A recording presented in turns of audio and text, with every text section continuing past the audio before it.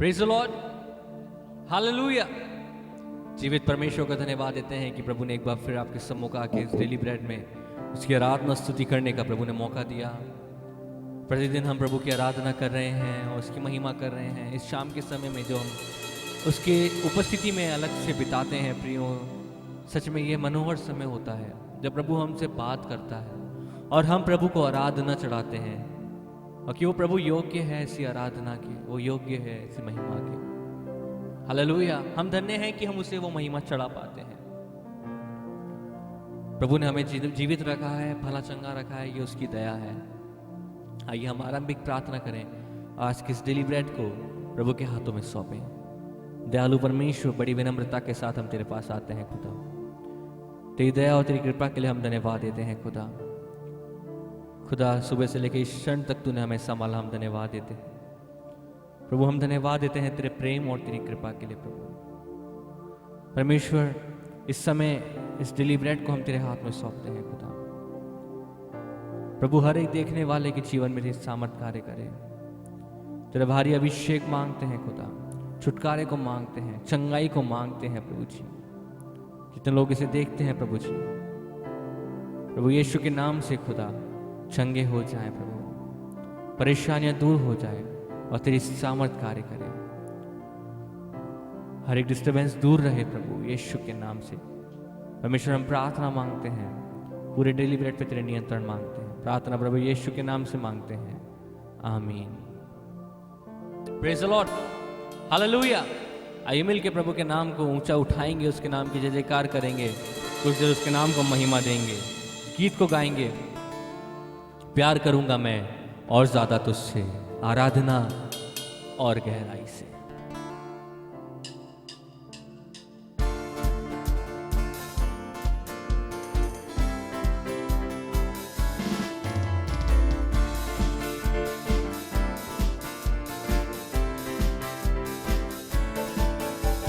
प्यार करूंगा मैं और ज्यादा तुझसे, प्यार करूंगा मैं और ज्यादा तुझसे, आराधना और गहराई से, आराधना और गहराई से, पूरे पूरे मन से आराधना, पूरे बल से प्रेम भी करूं, पूरे मन से आराधना, पूरे बल से प्रेम भी करूं।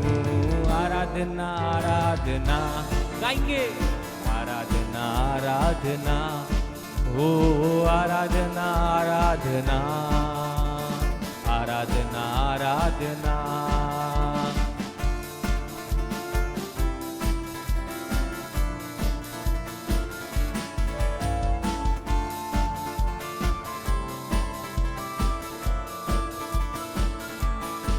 ओ एबेनेज़र हो, एबेनेज़र हो, अब तक संभाला, धन्यवाद प्रभु। एबेनेज़र हो, एबेनेज़र हो, अब तक संभाला, धन्यवाद प्रभु। पूरे पूरे मन से आराधना गाइए, पूरे मन से प्रेम भी करूं, पूरे मन से आराधना, पूरे बल से प्रेम भी करूं। आराधना आराधना, आराधना आराधना, यीशु राजा, आराधना आराधना, आराधना आराधना।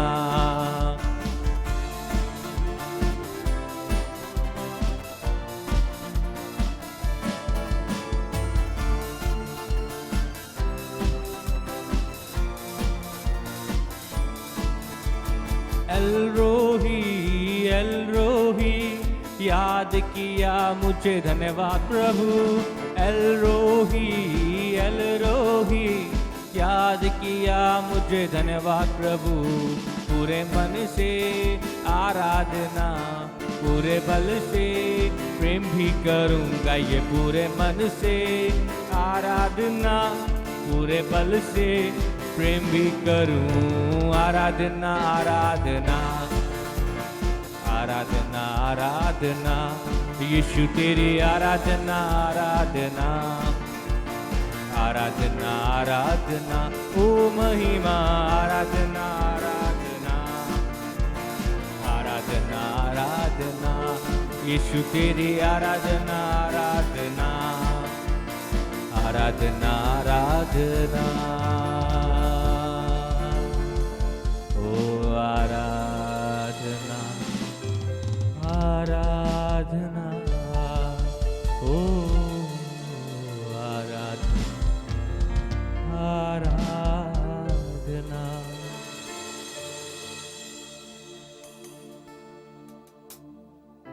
पूरे दिल से पूरे बल से तेरी आराधना। तू सर्वशक्तिमान, वायदों का सच्चा पूरा करने वाला प्रभु है खुदा। ना छोड़ता है ना त्यागता है। कभी ऊँगता नहीं, सदा जागता है वो। कभी ऊँगता नहीं, सदा जागता है वो।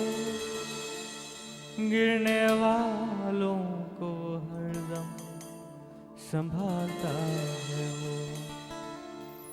गिरने वालों को हरदम संभालता है वो।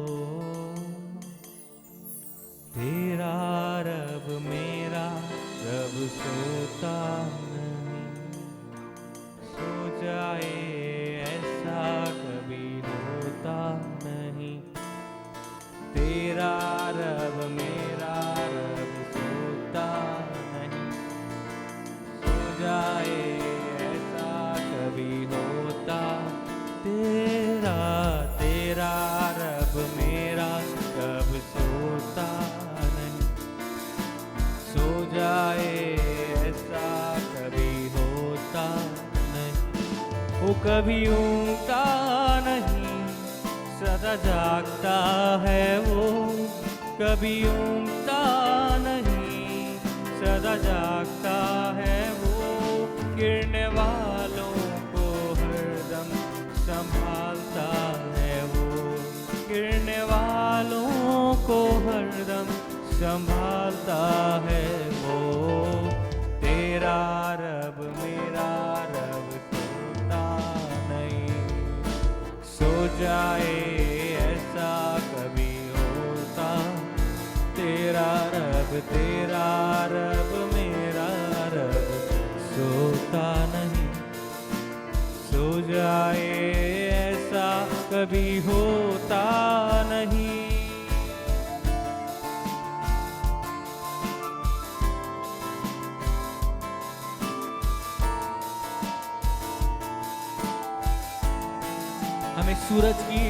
हमें सूरज की गर्मी जलाती नहीं।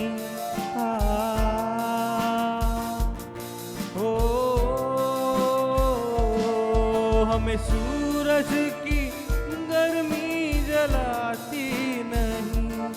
रात को चांदनी भी सताती नहीं। रात को चांदनी भी सताती नहीं। तेरा रब मेरा रब सोता नहीं, सो जाए ऐसा कभी होता नहीं। तेरा रब मेरा रब सोता नहीं, सो जाए ऐसा कभी होता नहीं।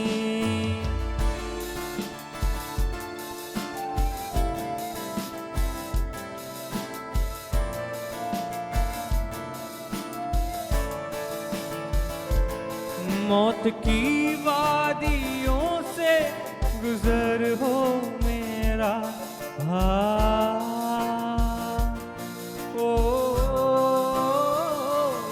मौत की वादियों से गुजर हो मेरा।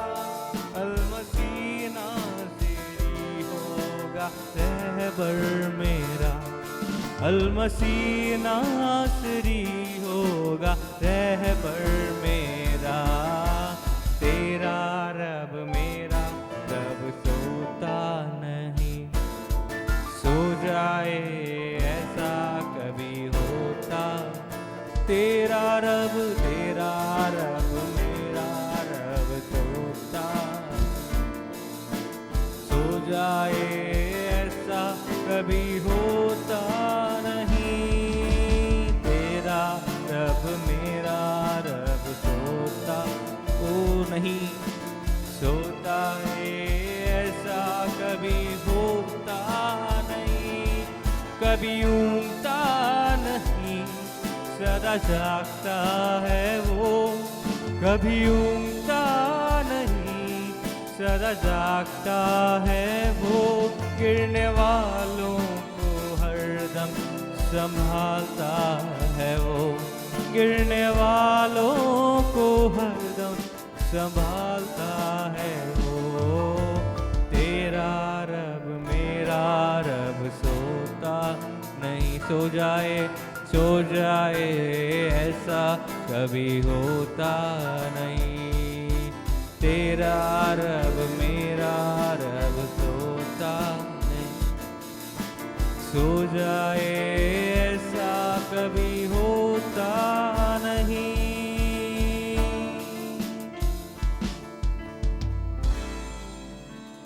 सो जाए ऐसा कभी होता नहीं, सो जाए ऐसा होता नहीं।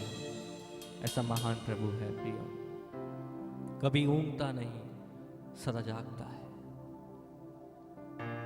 आइए ऐसे महान प्रभु की जिसकी हमने आराधना करी है, उसके जीवित कलाम को हम सुने। प्रभु के दास को सामने आमंत्रित करूंगा कि वो प्रभु के वचन को हमारे सामने बांटे।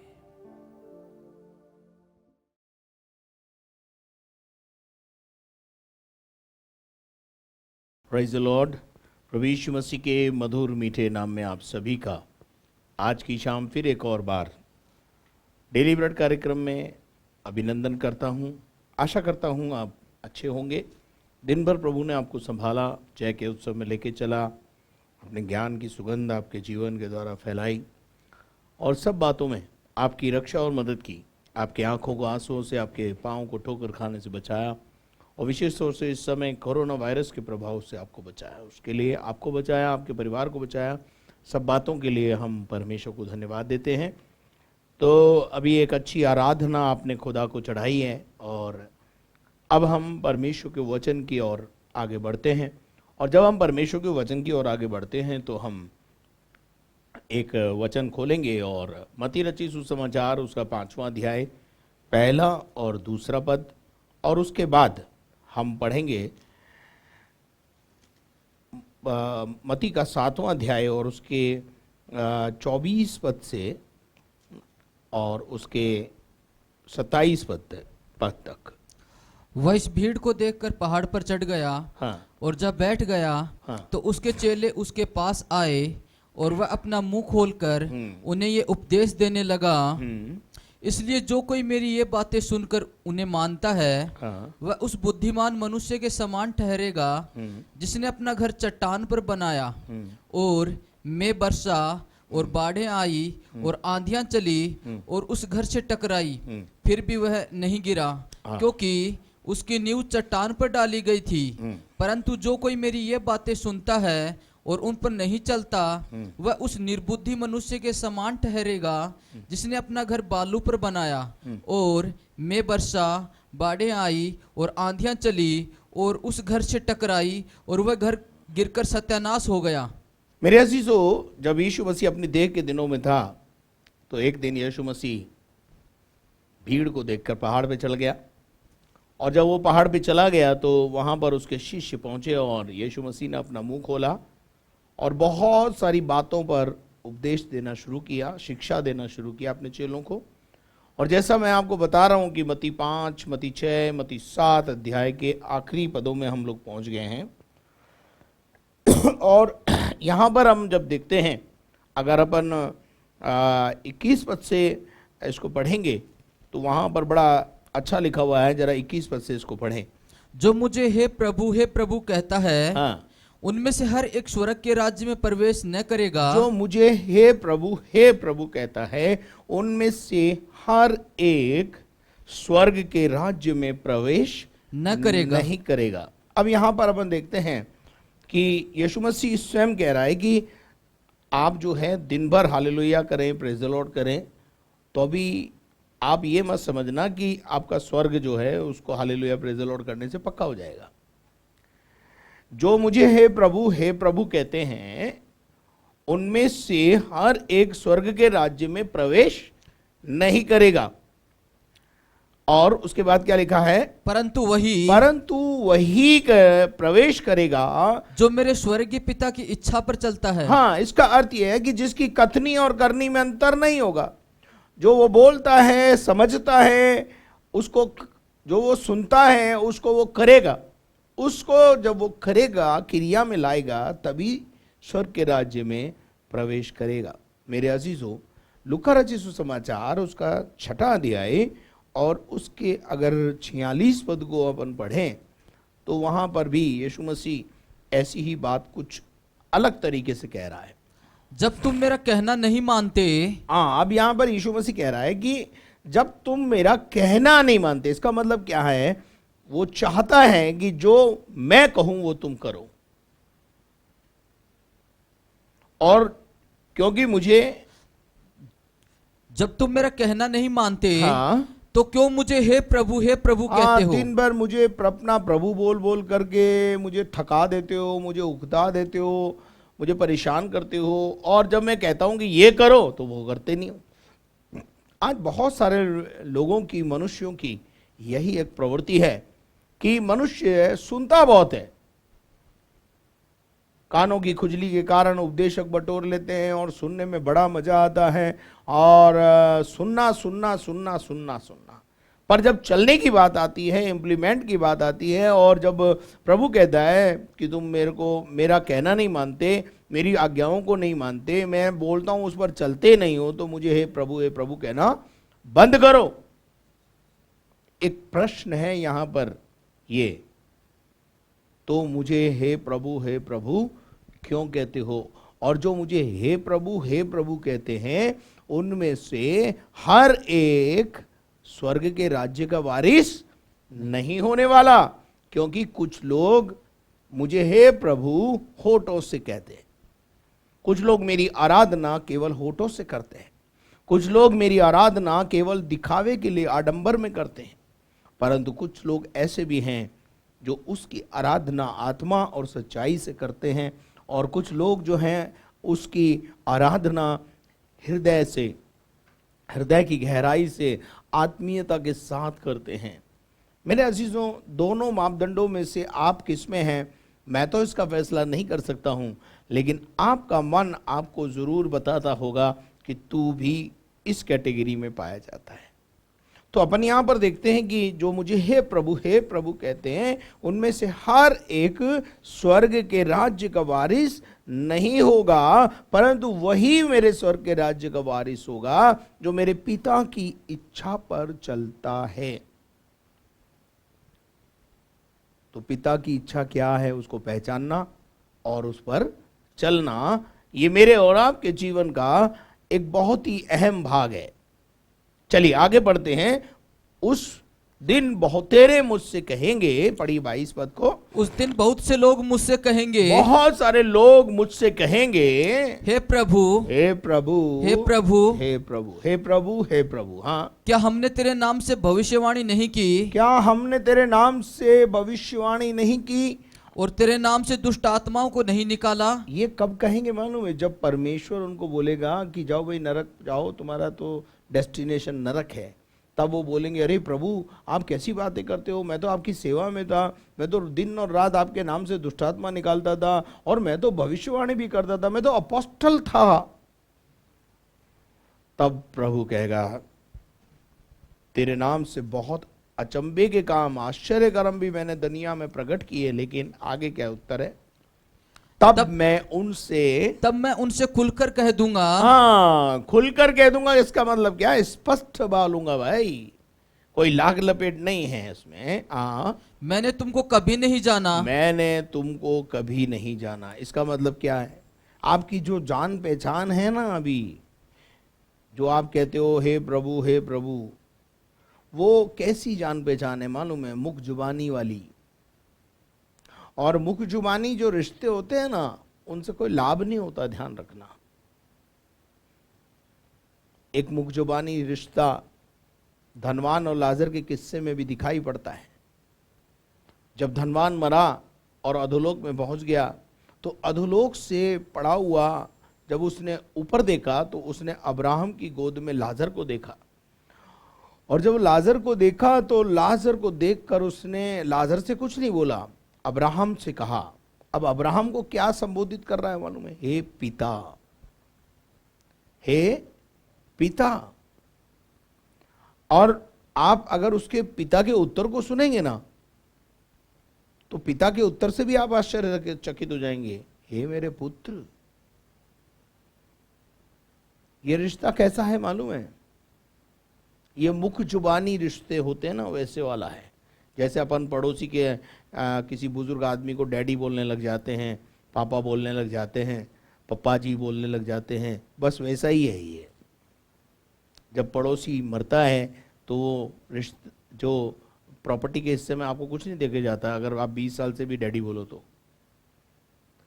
तो मुख जुबानी रिश्ते जो होते हैं वो ऐसे ही होते हैं। परमेश्वर के साथ भी हम हे पिता कह करके उससे बोलते हैं, लेकिन सचमुच में क्या पिता ने आपको जाना और आपने पिता को जाना? यहां यीशु कह रहा है कि मैं उनसे खुलकर कह दूंगा, मैंने तुम्हें कभी नहीं जाना। अरे मेरी कोई तुम्हारी जान पहचान ही नहीं है। तुम जबरदस्ती मेरे नाम से कमा के खा के आ गए, जिंदगी गुजार दी तुमने मेरे नाम पर, लोगों को उल्लू बना के। 60 70 80 साल का जो जीवन था तुम्हारा, तुम कमा खा के मेरे नाम से कमा के खा के आ गए। मैं तो तुम्हें जानता ही नहीं हूं।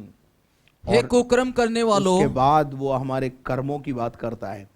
हे कुकर्म करने वालों, मेरे पास से चले जाओ। इसका अर्थ क्या है मालूम है? एक धर्मी व्यक्ति जो दिखने के लिए धर्मी है, लेकिन अंदर उसके जीवन में पाखंड है, कुकर्म से भरा हुआ है, गलत काम करने में इन्वॉल्व है, तो ऐसी दशा में खतरनाक स्थिति है। ऐसे लोग खतरनाक दशा में चले जाएंगे। और वहां पर यीशु कह रहा है, हे कुकर्म करने वालों मेरे पास से चले जाओ, मैं तुम्हें जानता नहीं हूं। मेरे अजीजों, कितनी निराशा हाथ लगेगी आपको उस दिन, भले आप कितने भी बड़े गिरजे के मेंबर क्यों ना हो। कुछ लोगों को अपने बड़े गिरजे के होने पर बड़ा घमंड है। हमारी बिल्डिंग इतनी बड़ी है, हमारी कांग्रीगेशन इतनी बड़ी है। वो बड़ी और छोटी से कोई फर्क नहीं पड़ता भाई। बात है आत्मा की। बात क्या है? आत्मा की है। बात किसकी है? आत्मीयता की है। आपको वचन सुनना है और वचन के ऊपर चलना है। देखिए, मैं आपको एक बात बताना चाहता हूं। प्रकाशित वाक्य 1 अध्याय और उसके 3 पद को पढ़ें। धन्य है वे जो इस भविष्यवाणी के वचन को पढ़ता है, इस खुदा के वचन को, भविष्यवाणी के भविष्य बताने वाली बातों को पढ़ता है, और वे जो सुनते हैं, और वे जो सुनते हैं। पहली बात, जो पढ़ता है और वो जो सुनता है, और इसमें लिखी हुई बातों को मानते हैं। इस किताब में लिखी हुई बातों को मानता है, क्योंकि समय निकट है। क्योंकि समय निकट है। धन्य कौन है? जो मानता है।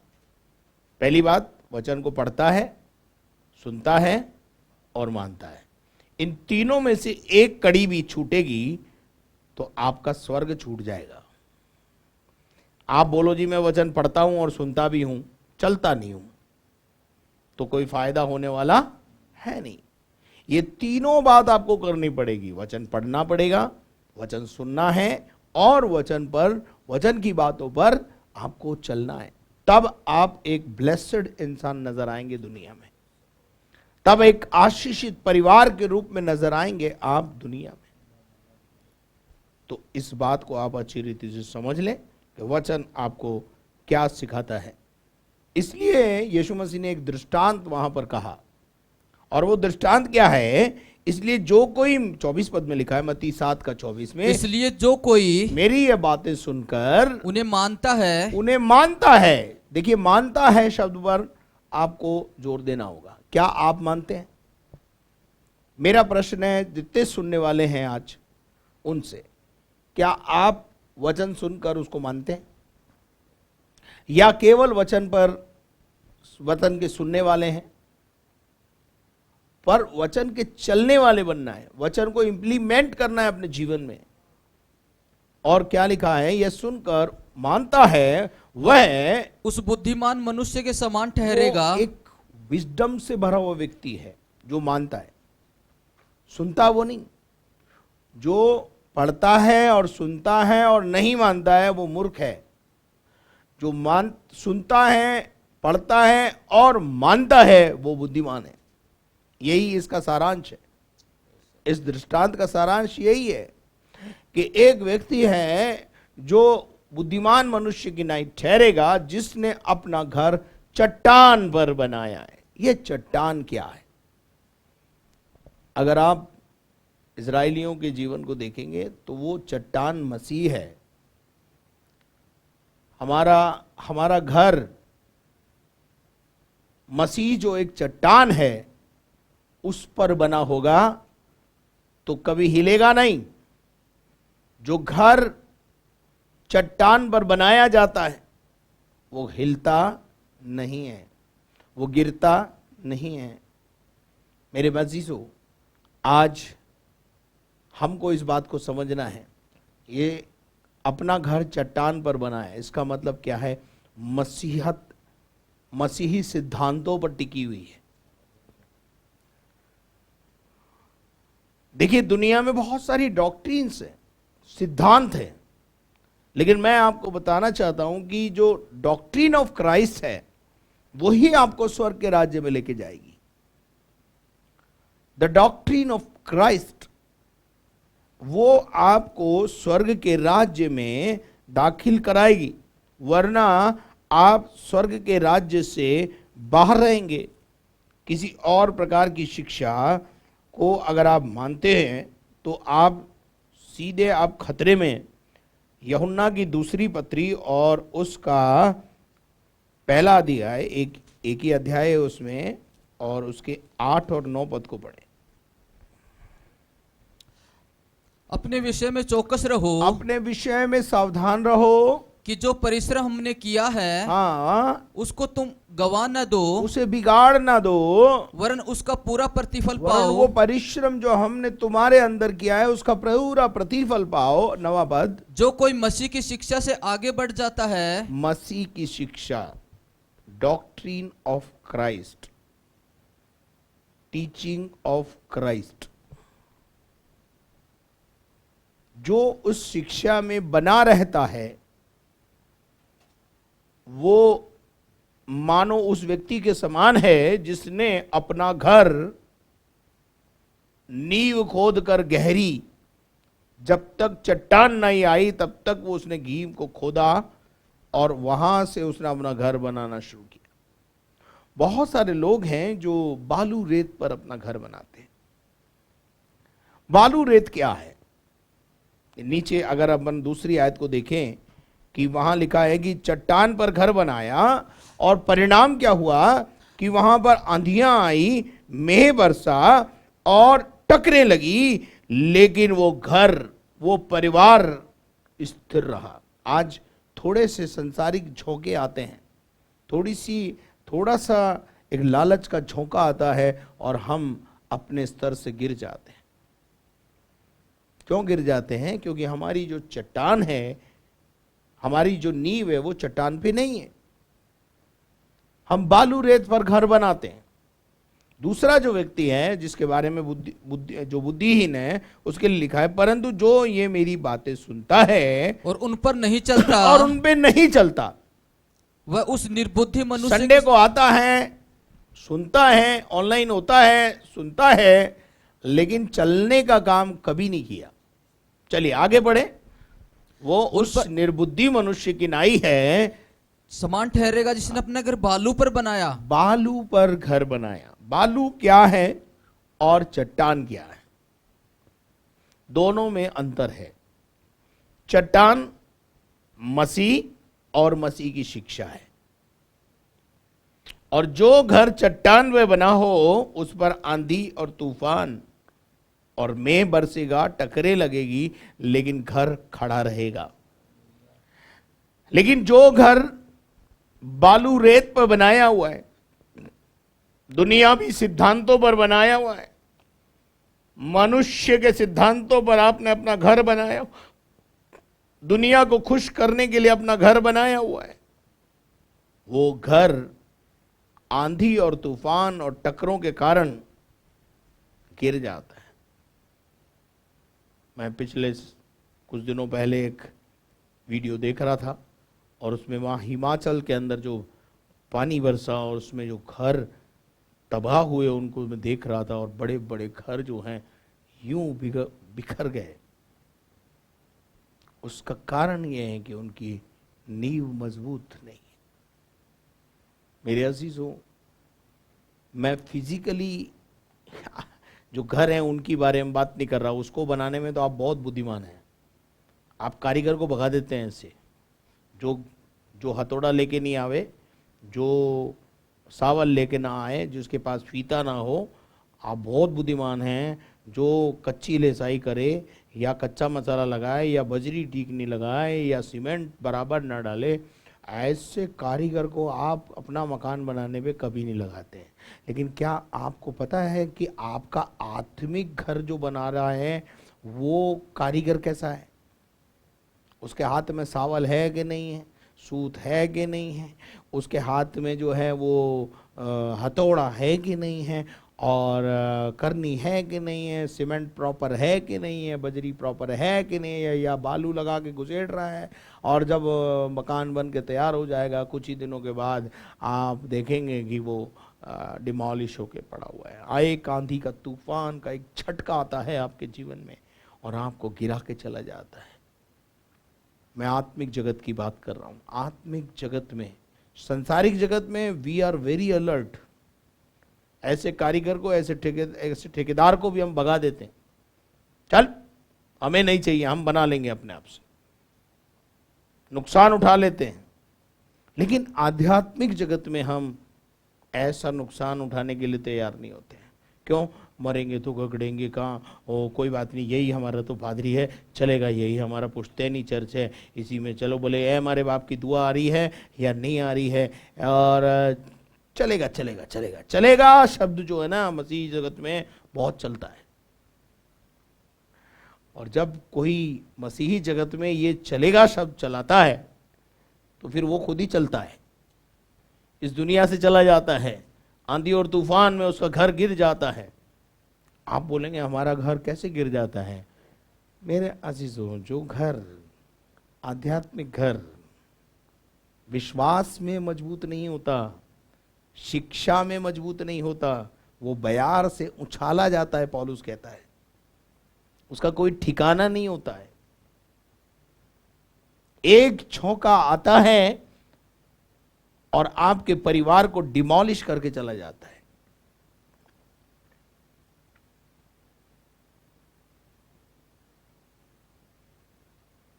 पता चला आपके परिवार के अंदर एक आंधी आई और वो उस झोंके के साथ जो है आपका घर गिर गया। क्यों? आपने अपने बच्चों को मसीही सिद्धांतों में, मसीही शिक्षा में मजबूत नहीं किया, इसलिए उन्होंने किसी के साथ भी शादी करने के लिए अपना रिश्ता जोड़ लिया। ये क्या है? ये आंधियां हैं, ये तूफान है जो हमारे लाइफ में आते हैं और हमारे आध्यात्मिक परिवार को डिमोलिश करके चले जाते हैं। लेकिन अगर आपने अपने बच्चों को मसीही शिक्षा में मजबूत किया होता और उन्हें यह सिखाया जाता कि विश्वासी का विवाह केवल विश्वासी से होता है, तो शायद वो कभी भी ऐसी आंधी तूफान में फंसता नहीं, लालच में फंसता नहीं, झूठी शान शोभा में फंसता नहीं, और आपका परिवार मसीही परिवार और एक आदर्श परिवार बनता। लेकिन चूंकि आपने मसीही सिद्धांतों पर, चट्टान पर अपना घर बनाने के बजाय दुनिया के बालू रेत, दुनिया के रिश्तों पर, दुनिया की दारी पर मकान बनाया, इसलिए जब आंधी आई, तूफान आया, आपका घर डिमोलिश हो गया, गिर गया। क्या आप मेरे साथ हैं? यहां पर दो व्यक्तियों के विषय में यीशु मसीह ने कहा। एक वो है जो बुद्धिमान है, जिसने अपना घर चट्टान पर बनाया, नींव को खोदा, कच्ची लेसाई वालों को भगा दिया। मेरे ध्यान रखना, वचन में लिखा हुआ है जो कच्ची लेसाई करता है और जो कच्ची लेसाई करवाता है, दोनों बर्बाद हो जाएंगे। इसलिए आपने देखा होगा बहुत सारे ठेकेदारों के घर बनते नहीं हैं, क्योंकि वो खुद कच्ची लेसाई करते दूसरों की। इसलिए जो कच्ची लेसाई करता है और कच्ची लेसाई करवाता है, दोनों बर्बाद हो जाते हैं, दोनों नरक में ठेलम ठेला करेंगे। ध्यान रखना, प्रभु यीशु मसीह दोनों को बोल देगा, भाई मैं तुम्हें जानता ही नहीं हूं।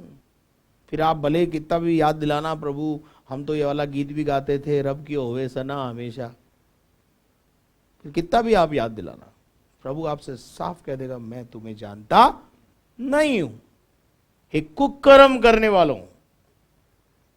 इसका अर्थ सीधा सीधा मैं आपको बताता हूं कि ऐसे बहुत सारे लोग हैं जो धर्मराज में भी दुष्टता से बाज नहीं आते। आ तो गए हैं धर्मराज में, आ तो गए हैं विश्वास में, लेकिन विष अंदर लेके घूम रहे हैं। ये वो लोग हैं जो होठों से तो मेरा आदर करते हैं, पर मन इनका बहुत दूर है मुझसे। परमेश्वर के वचन में प्रभु का वचन कहता है, आइए हम इस आयत को देखेंगे। मरकुस रचित सुसमाचार में यह आयत हमको देखने को मिलती है कि इनका मन मुझसे बहुत दूर है। मरकुस का 7वां अध्याय और उसके 6 पद से पढ़े। उसने उनसे कहा, यशायाह ने तुम कपटियों के विषय में बहुत ठीक भविष्यवाणी की है। कपटी जो शब्द है ना, कपटी शब्द का मतलब है कपट भरा हुआ है, अंदर दिखावा है, अंदर कुछ है बाहर कुछ है, कपट से भरा हुआ मन है। आगे जैसे लिखा है, ये लोग होठों से तो मेरा आदर करते हैं, ये लोग दिखावे में मेरा आदर करते हैं, हे प्रभु कहते हैं, पर कहना वहना नहीं मानते हैं। आगे, पर उनका मन मुझसे दूर रहता है, उनका मन मेरे से और मेरी शिक्षा से दूर है। आज हम कलीसिया का भाग हैं। क्यों हैं हम कलीसिया के भाग? क्या सचमुच में आप परमेश्वर की आराधना पसंद करते हैं, या आराधना करना आपके जीवन का मुख्य बात है, इसलिए आप कलीसिया में आते हैं, या केवल इसलिए आते हैं कि मरेंगे तो गड़ेंगे कहाँ, बच्चों की शादी कहाँ होगी, मेंबरशिप बरकरार रखो? चर्च सोशल सेंटर नहीं है, चर्च स्पिरिचुअल सेंटर है। इसमें कोई दो राय नहीं है कि चर्च अपनी जिम्मेदारी को निभाते हुए आपके सोशल कामों को भी पूरा करता है, परंतु चर्च की प्राथमिकता सोशल वर्क नहीं है। चर्च की प्राथमिकता आपके आध्यात्मिक जीवन पर ज्यादा ध्यान देना है। और उसके बाद लिखा है, जैसा लिखा है कि होठों से तो मेरा आदर करते हैं और मन इनका दूर है, और ये व्यर्थ मेरी उपासना करते हैं। हमारी उपासना को, हमारी आराधना को, हमारी वर्शिप को परमेश्वर कह रहा है ये व्यर्थ है। ये व्यर्थ में मेरे गीतों को गाते हैं, कोलाहल करते हैं, और क्योंकि मनुष्य की आज्ञाओं को यह है बालूरेत, धर्मोपदेश करके सिखाते हैं। आप समझ रहे हो तो मैं आपको बता दूं, स्पष्ट रूप से बता दूं, ये है बालूरेत। आप पूछ रहे होंगे नहीं बालूरेत कहाँ है? ये बालूरेत है।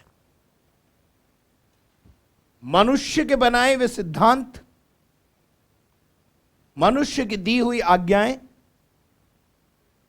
धर्म उपदेश हो गया, बन गया। वो दी किसने? मनुष्य ने। अगर आप यीशु के नाम से बपतिस्मे वाले बात करते हैं तो वो भी एक चेले ही तो थे, जिनसे एक मिस अंडरस्टैंडिंग हो गई वहां पर। स्पष्ट रूप से यीशु मसीह ने तो खुद ने कहा कि जब तुम बपतिस्मा दो तो पिता, पुत्र और पवित्र आत्मा के नाम से दो। लेकिन वहां दो प्रकार के बपतिस्मे प्रचलन में थे। उन दिनों में यूहन्ना का बपतिस्मा भी प्रचलन में था, और यीशु मसीह जब नया बपतिस्मे की आज्ञा देके गया तो वो बोल के गया कि पिता, पुत्र, पवित्र आत्मा के नाम से बपतिस्मा लो। अब जब चेलों ने उनसे पूछा कि भाई तुम पवित्र आत्मा की बात जानते ही नहीं हो, तो तुमने कौन सा बपतिस्मा लिया? तो उन्होंने कहा हमने मन फिराव का यूहन्ना का बपतिस्मा लिया। और यीशु के नाम वाला लिया कि नहीं लिया, ऐसा समझाने की चक्कर में थे। हमने समझ लिया यीशु वाला ले लो, यीशु के नाम वाला ले लो। यह है बालू रेत।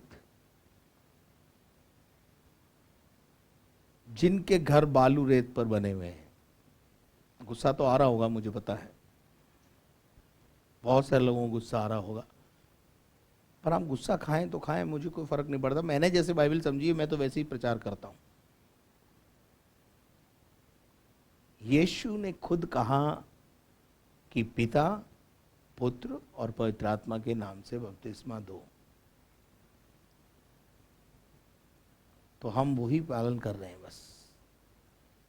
और पूरी बाइबल को अगर अपन देखें तो त्रिएकता पर डिपेंड करती है बाइबल। चलिए खैर, मेरा विषय यह है नहीं, मैं क्यों उधर फालतू में जाऊं, लेकिन विषय यह है कि तुम बालू रेत समझाने के लिए मैं यहां लेकर आया हूं आपको। मैं आपको बालू रेत क्या होती है वो समझाने के लिए लाया हूं।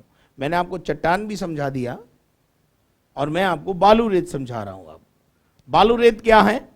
मनुष्यों की आज्ञाओं को धर्मोपदेश करके सिखाते हैं। आगे, क्योंकि तुम परमेश्वर की आज्ञा को टालकर, परमेश्वर की आज्ञाओं को टालकर, सिद्धांतों को टालकर, हुक्मों को टालकर मनुष्य की रीतियों को मानते हो। यह है बालू रेत, मनुष्य की बनाई हुई रीति रिवाज, कस्टम, सिस्टम, परंपराएं। इन पर आपका परिवार टिका हुआ है, इन पर आपका समाज टिका हुआ है। पर जो समाज धन्य है वो समाज जो आनंद की ललकार अर्थात यीशु मसीह को पहचानता है। और हम वो समाज हैं जो यीशु को पहचानते हैं। We know the God, we know the true God, we know the living God, and सबसे बड़ी बात है वो परमेश्वर भी हमें जानता है और हम परमेश्वर को जानते हैं। परमेश्वर की आज्ञाओं को टालकर मनुष्य की रीतियों को मानते हो, यह है बालू रेत पर घर बनाना। अब आपको समझ में आया होगा कि बालू रेत क्या होती है। ये मनुष्य ने जो बोल दिया वो लोहे की लकीर है, परमेश्वर ने जो बोल दिया वो ताक में रखा हुआ है। चट्टान पर घर बनाना यानी परमेश्वर के वचन के आधार पर अपनी जिंदगी को चलाना। बालू रेत पर घर बनाना यानी समाज के द्वारा, मनुष्यों के द्वारा निर्मित सिद्धांत, परंपराएं, रीति रिवाज, कस्टम सिस्टम पर अपने परिवार की नींव को चलाना, डालना। और जो मसीही सिद्धांतों में खड़ा है उस पे आंधियां, तूफान, टक्करें लगेंगी, लेकिन वो खड़ा रहेगा। लेकिन जो मनुष्य के विधि विधान और आज्ञाओं का पालन करेगा वो बालू रेत पर जो घर बना है वो डिमोलिश हो जाएगा। मैंने तो बाइबल पढ़ के यही समझा है। लिखा है 26 पद में, जो मेरी बातें सुनता है और उन पर नहीं चलता, वह इस निर्बुद्धि मनुष्य के समान जो मेरी ठहरेगा। आज्ञाओं को सुनता है वो उस निर्बुद्धि मनुष्य के समान ठहरेगा जिसने अपना घर बालू पर बनाया है। पर बनाया। अब आपको समझ में आया होगा बालू क्या होती है।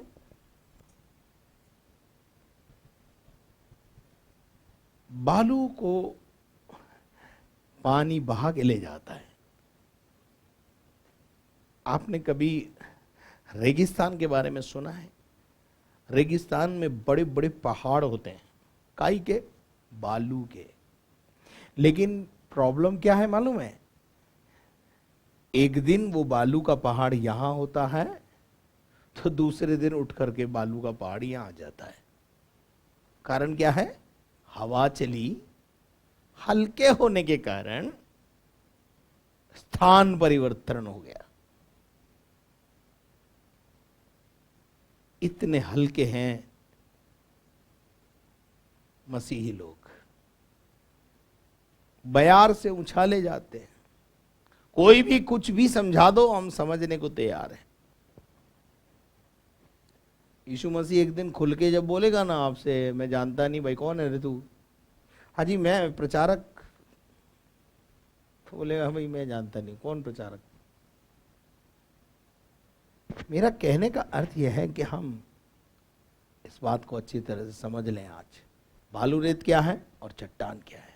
चट्टान मसीह है और बालू रेत मनुष्य की बनाई हुई रीति रिवाज, कस्टम, सिस्टम, विधान, विधि विधान जो मनुष्य के द्वारा बनाए हुए हैं। आप किस में हैं आज, या किस में रहना पसंद करेंगे आज? चलिए आगे देखते हैं, आगे क्या लिखा है। जिसने अपना घर बालू बना पर रेत पर बनाया, और 27 पद में लिखा है और मैं बरसा, मैं बरसा, इसका मतलब पानी बरसा और बाढ़ें आई, और बाढ़ें आई। बाढ़ नहीं आई, बाढ़ें आएंगी, आएंगी, आने वाले दिनों में बाढ़ आएंगी, बाढ़ की बाढ़ आएंगी। और आंधियां चली, और आंधियां चलेगी, आंधी नहीं चली, आंधियां चली। और उस घर से टकराई, और उस घर से क्या करी? टकराई, टकराई। और वह घर गिरकर सत्यानाश हो गया। घर गिर कर क्या हो गया? सत्यानाश हो गया। आपका आत्मिक घर, मैं आपके आत्मिक घर की बात कर रहा हूं। आपका आत्मिक जीवन, आपका आत्मिक स्तर कहां है आज? आपका आत्मिक स्तर कितने गहरे चले गए हो आप? जो गहराई तक चट्टान तक नींव नहीं खोदता है, उसका घर गिरने की संभावना रहती है। ध्यान रखना।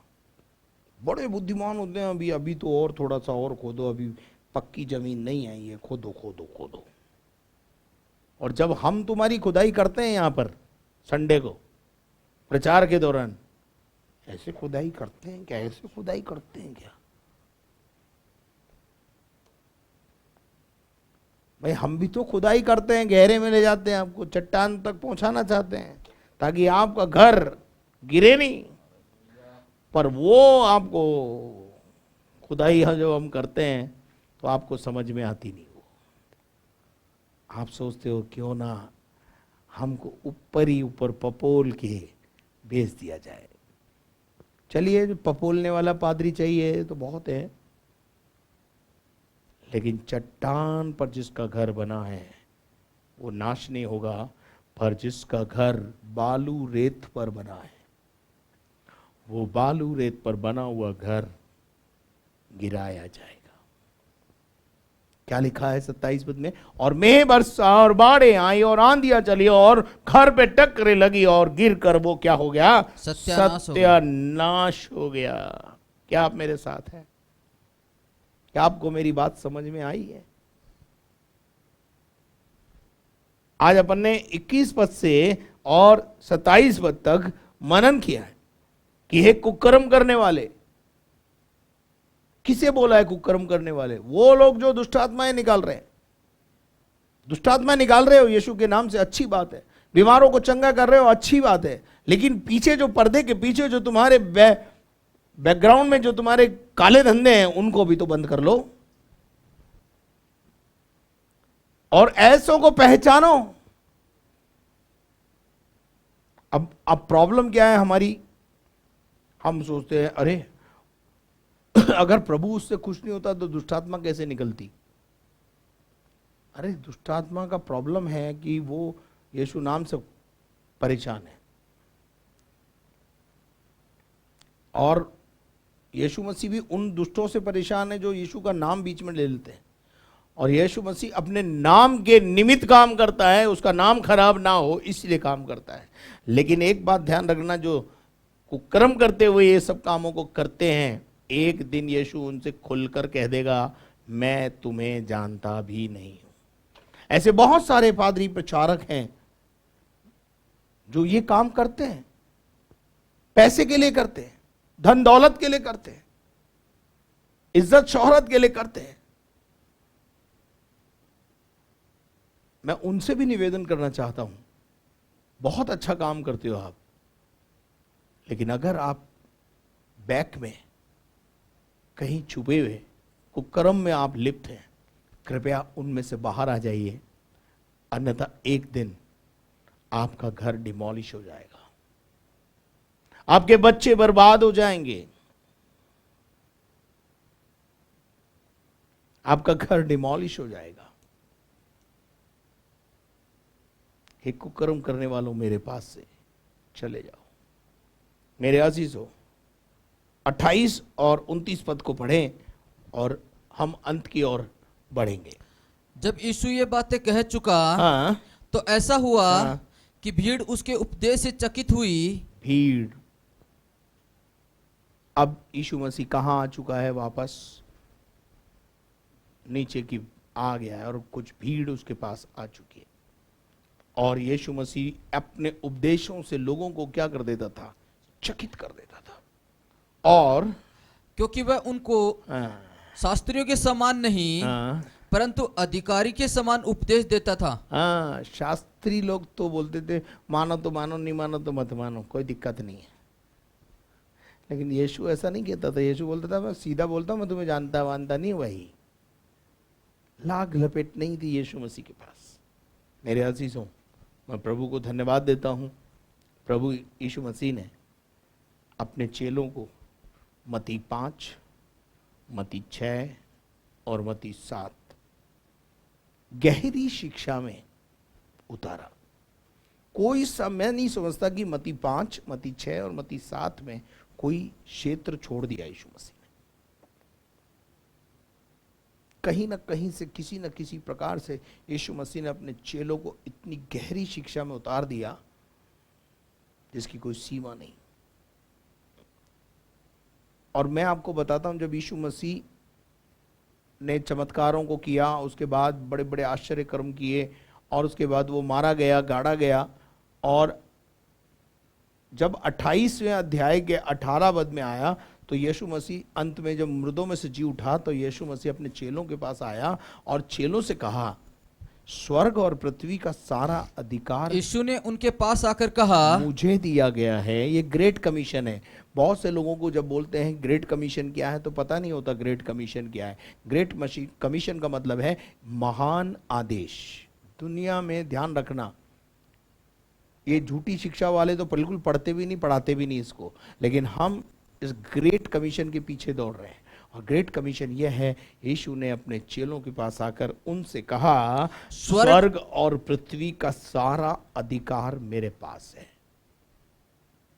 और उसके बाद, इसलिए तुम जाओ, इसलिए तुम जाओ, सब जातियों के लोगों को चेला बनाओ। क्या बोला?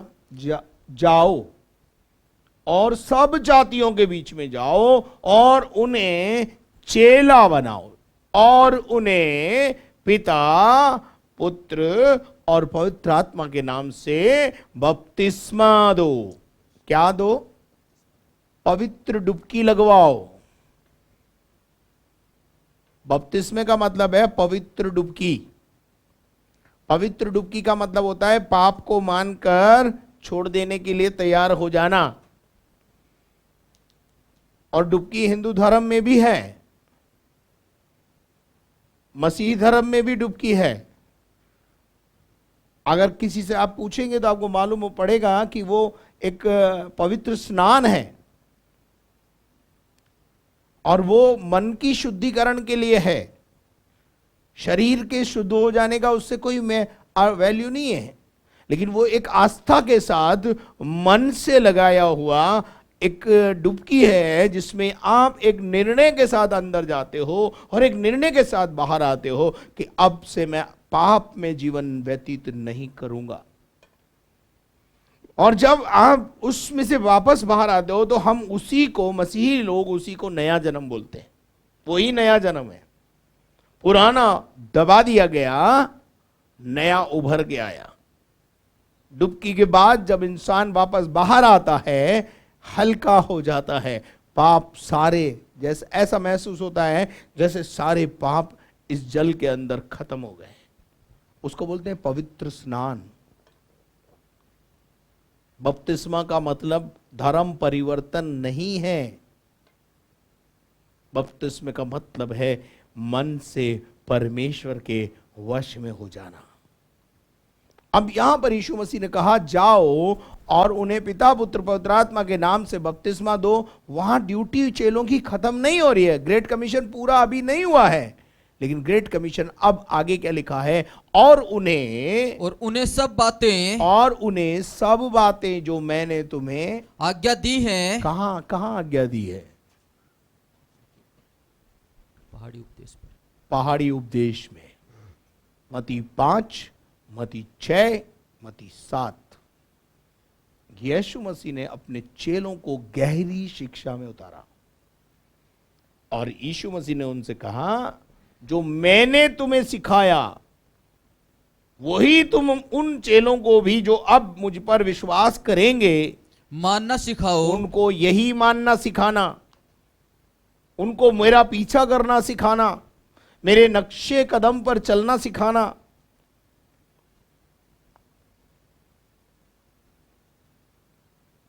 वो आज्ञाएं जो यीशु मसीह ने मत्ती 5, मत्ती 6 और मत्ती 7 अध्याय में दी है, पहले इनको हमें सीखना है और उसके बाद हमें सीखकर दूसरों को भी सिखाना है।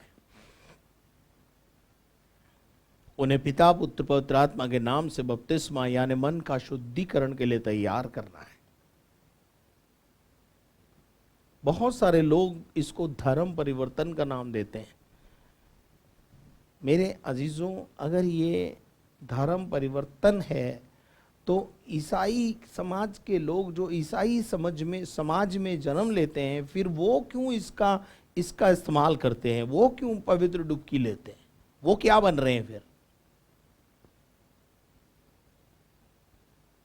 गलत ट्रांसलेशन करके हम उसको गलत रीति से समझ लेते हैं। अगर आप किसी भी कलीसिया में जाएं, बपतिस्मा सभी कलीसिया में पैदा हुए पीढ़ी से पीढ़ी चल रही ईसाई घराने के लोगों के लिए भी बहुत आवश्यक है। उसके बिना उनको भी प्रभु भोज में शामिल नहीं कराया जाता है।